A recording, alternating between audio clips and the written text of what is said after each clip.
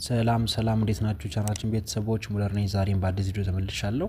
በዛሬው ቪዲዮአችን ላይ በለም ላይ እየሰራችሁ ያላችሁ ሰዎች ዛሬ አዲስ አፕዴት አለ። እሱ ምንድነው? ኤሊጂቢሊቲ ቼከር አውጥተዋል። ማለትም ኤርድሮፑን ማን መቀበል እንዳለበት ይፋ ወጥቷል ሊስት ማለት ነው። ስለዚህ እናንተም ለኤርድሮፑ ብቁ መሆናችሁን ቼክ ማድረግ ትችላላችሁ።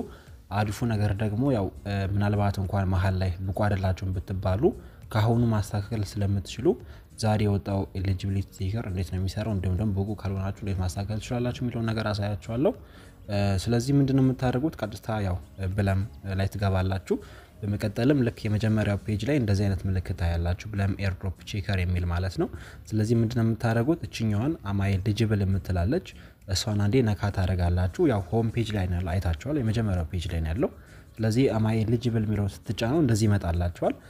ከረንትሊ ቶከን ክሌም ማድረግ አንችልም፣ ግን ጀስት ኤሊጂብል ነን ወይ አይደለንም የሚለው ነገር ማየት እንችላለን በኋላ ላይ አሎኬሽን ለመውሰድ ማለት ነው። ሶ ከስር ቼክ ኢፍ ዩ አር ኢን ሚላለ እሱን አንዴ እንጫናለን። የዛኔ አካውንታችሁን አናላይዝ ያደርግና ዩ አር ኤሊጂብል ይላችኋል። ኤሊጂብል ከሆናችሁ ማለት ነው። ኤሊጂብል ካልሆናችሁ ደግሞ የቀረባችሁ ነገር ካለ እዚህ ጋር በቀይ ያሳያችኋል። ለምሳሌ እኔ አሁን አራቱ ራይት ነው፣ ይህ ማለት አልፍ ያለው ማለት ነው። እናንተ ግን የማታልፉ ከሆነ ምናልባት ግሩፕ ላይ የላኩ ኤሊጂብል ካልሆኑ ሰዎች ለማሳየት ያህል ቀይ ያበራባችኋል ማለት ነው። እንደዚህ ማለት ለምሳሌ አሁን ይሄኛው ልጅ ኤሊጂብል አልሆነም ያለንበትን ምክንያት ሚን ፖይንት አልነበረውም ወይም ደግሞ ፕሩፍ ኦፍ አክቲቪቲ አልነበረውም ማለት ነው።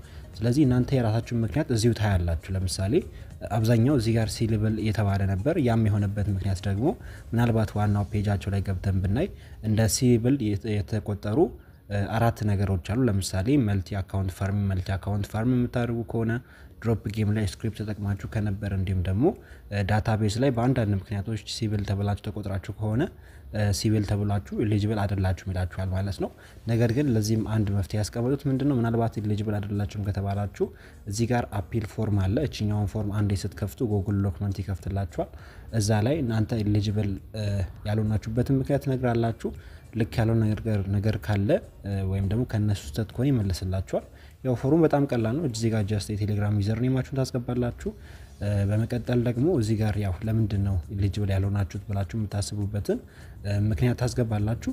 በመቀጠል ደግሞ ምናልባት መልቲ አካውንት ፋርም የምታደርጉ ከሆነ እዚህ ጋር ስንት አካውንት እንዳላችሁ ታስገባላችሁ።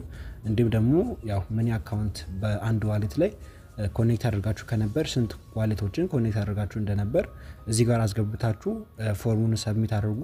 ምናልባት ስህተቱ ከነሱ ከነበርና እናንተ ጋር ምንም አይነት ስህተት ካልነበረ ይስተካከላል። ነገር ግን ከሲቪል ባለፈ ሌሎቹ ለምሳሌ አሁን የቀደሙን ልጅ ብንመለከት የሱ አሁን ሚን ፖይንት ነው ችግሩ። ስለዚህ እሱ ምንድነው ማድረግ ያለበት? ገብቶ 750 በላይ ሚን ፖይንት ማዘጋጀት አለበት። እንደዚህ አይነት ለምሳሌ 100,000 ሚን ፖይንት እንደምነው ሪፈራል ላይ ችግር ኖሮባችሁ ይሄኛው ንጹህ ከሆነ ሁላችሁ ማስተካከል ትችላላችሁ። ነገር ግን ይሄኛው ንጹህ ካልሆነ ጀስት ፎርሙ መሙላት ትችላላችሁ ማለት ነው። ስለዚህ ሁላችሁም የገባችሁ ኤሊጂቢሊቲ ቼክ አድርጉ። ሊስቲንግ እንግዲህ በዚህ ወር ነው፣ ዛሬ ማርች 30 ነው።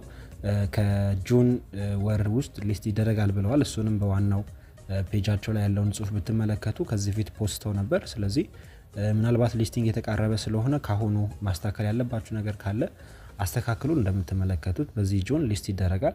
ስለዚህ ከረንትሊ ያለው አፕዴት ይሄ ነው። ምናልባት ያልገባችሁ ነገር ካለ ተጨማሪ ማወቅ የምትፈልጉት ነገር ካለ ኮሜንት ላይ አስቀምጡልኝ። እንዲሁም ደግሞ ቴሌግራም ላይም እርስ በርስ ከሌሎቹ ጋር መወያየት ትችላላችሁ። በተረፈ አዲስ አፕዴት ሲኖር እነግራችኋለሁ። በዛሬው ቪዲዮ ይመስላል። ከተመቻችሁ ላይክ ማድረግ እንዳትረሱ። በቀጣይ እንገናኛለን። ይመቻችሁ። አመሰግናለሁ። ቻው።